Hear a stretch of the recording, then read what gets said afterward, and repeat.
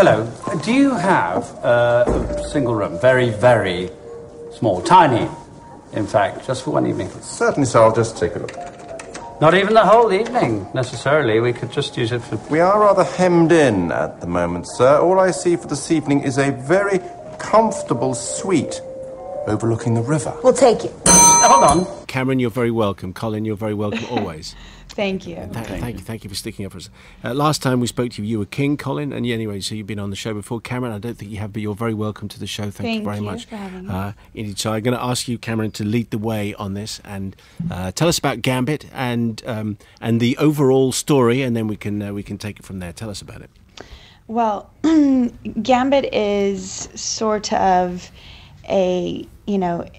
we've been calling it a vintage farce. It's very much of the comedy, old-fashioned comedy that we all grew up on, very much of the, Blake Edwards, and we really kind of went for all the things that make us laugh.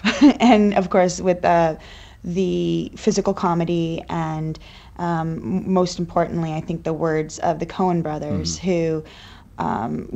write this beautifully and gave us such rich characters to play with where, they're very different people. Their worlds sort of collide as, where Harry Dean is hoping to utilize PJ in a scam that he's trying to pull off a heist of a painting. And as he takes it very seriously and does it for a bit of revenge to his boss who is treated him very poorly, PJ comes in with absolutely no regard for that and is just in it for the good time. And of course, so this is a remake of the Michael Caine, Shirley MacLaine movie from 1966. Would you say Cameron did a good version of telling the stories? Anything that you want to add in there, Colin? No, that sounds pretty good to me. It's this is making use of a lot of the comedy archetypes in a way. I think comedy depends on expectations. You set up an expectation, and I think the way, I say this as a punter, not as an expert, but you have an expectation and you either subvert it, which produces the laugh, or you deliver exactly what people expect, which funnily enough can also produce the laugh. You see the banana skin before the person hits it, and sure enough they hit it, and that releases the tension. This isn't this isn't an experiment with comedy, particularly in terms of the groundbreaking. I think it's more sort of comic comfort food, really. I think this is going through the setups that we've known not just over cinema history, but for centuries. Farcical things, people who think things should go a certain way, and then we watch it all unravel. You put two very unlikely people together, and you just watch the you watch the catastrophe that ensues. You've got a rather buttoned-up, desperate man who is very keen on things going exactly according to plan, and a woman who actually doesn't give a damn about the plan. She just wants to have a good time. And are you a chicken farmer, Cameron? I pluck chickens. Yes, so basically, she works in a factory that kills and plucks the chickens and then puts them in those fancy little styrofoam packaging that we have in America and wrap them up with some saran wrap and send them on their way. And you described it as vintage farce, Cameron, and there is a section, the obligatory section where Colin loses his trousers, and he has good legs, and wait, do you? I'm sorry. Have we seen do you the wear same glasses film? or? Yeah, you can't see Cameron's face, Simon. This is an issue here. No, I'm getting good feedback on my legs I have today. to say, actually, he has really. He's gotten very good feedback. People are very happy that he revealed his two sticks for. This is my moment of triumph, actually, because I was anxious about showing my legs to Cameron Diaz, partly because when she shows her legs, it's a completely different issue. And yeah, I spotted that. Yeah, I don't think it's wasted on anybody. And I basically was, I thought, I don't know if I'm out of my league here in the legs department. But I thought, okay, I know what's going to happen, because she's basically a kind person. When I, when the moment of the grand unveiling comes, if I sort of lower the expectations and say my legs are comedy gold and not much good for anything else, Cameron's going to say, I don't know what you're talking about. I think they're magnificent. And that's not really what happened. No. There's nothing more honest than a belly laugh. And I think most men will think, I wish I could look like that in a suit jacket and boxer shorts. Bless you. You know? That's very kind of you, Simon, to say. Yeah. It really is. It's very kind of you. You're making him feel better about the situation. That's my job. Cameron, what is it like to get a Coen Brothers script and then to work on it? Because they almost always then direct them. But so it's an unusual film in that respect. But to actually get a Coen Brothers script and then work it through, what's that like? Well, you learn that, as actors, what we usually do is we take a script and we sort of open it up and we want to dissect it, and we want to sort of move the words around and try a better way to make things work, and maybe we should put this here on, and move it to this spot before these words and move everything around. And we had a little go at that just as a practice, as we normally kind of go through, and we realized that every time we did that, it just threw everything off, that there's a real equation to the words that they write and how they fit in together. It's more like a song, a melody, and you can't really take any part of it out because then it just doesn't sound like the song. It's missing a piece.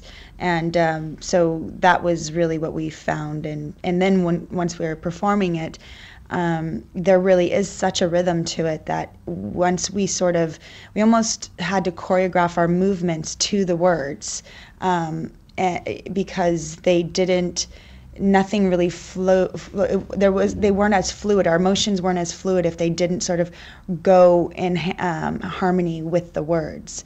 So it was very much like singing and dancing at the same time, which was really a lot of fun. And I think most people, Colin, are aware of the fact that the gestation of a movie can be very long and be very painful. But this film's been around, or the idea of you being involved in this film has been around for 15 years or something? Not quite that long. I actually don't know the full history of the film. I can tell you about it if you want. You can, yeah. No. Well, yeah, yes. I mean, I think you sound more informed than I am. I think I first saw it about 6 or 7 years ago, and my interest was grabbed more than anything else by the Savoy sequence. I just found that it appealed to my sense of humour just because of it being classic farce. The inevitable trouser dropping and the one door closing just in time for another door opening, and just playing to the familiarity of that. And actually, it's very rare that the sequence in the script makes me burst out laughing. I don't want to sort of fill this whole thing with spoilers, but including the improbable repetitions of things, of finding yourself in a room that you've just been in, that you've just in a situation you just escaped from, and and the same person witnessing it over and over same again. Person witnessing something again and misinterpreting, everyone's misunderstandings accumulating and all that sort of thing. And you trying to lift a chair, I have to say, I found that very funny as well. Yeah, well, that was courtesy of our director. That was Michael Hoffman. Quite early on had said, just before he said, I think Harry should be at war with the physical world, and that's where you get your, I suppose, a bit of the Blake Edwards. And did you want to do a comedy? Were you always? Did you think after the sort of heavier roles and much lauded and Oscar-winning roles that you've done, do you think, right, this is the kind of thing? Did you always know that you wanted to do this kind of thing? I think I needed to do something completely changing of the tone. It just wasn't, I badly needed to. I think I was. You're right. I mean, it was not only the tone of the roles that I've been playing, which I absolutely love doing, and I ultimately feel like my most comfortable in drama. I think I certainly find it easier, but also the whole carnival that went with it all. I felt I wanted to do something that was light and silly and just completely mix it up. And Cameron, just finally to you, just finished filming The Counsellor for Ridley Scott. Can you tell us anything about that? Just in case you're not here to promote it. I'll be here to promote it. I better be. There's not a lot I can tell you about this story, but to work with Ridley and to work with the cast and to to say the words of Cormac McCarthy was really just an incredible experience. So it's, you know, Ridley is definitely a visionary, and as a filmmaker, he's masterful. And to pair that with Cormac's words and his ability to reveal humanity in the way that he does was really just an amazing experience. So. Cameron Diaz, Colin Firth, we appreciate your time with us this afternoon. Thanks very much. Thank you. Thank you.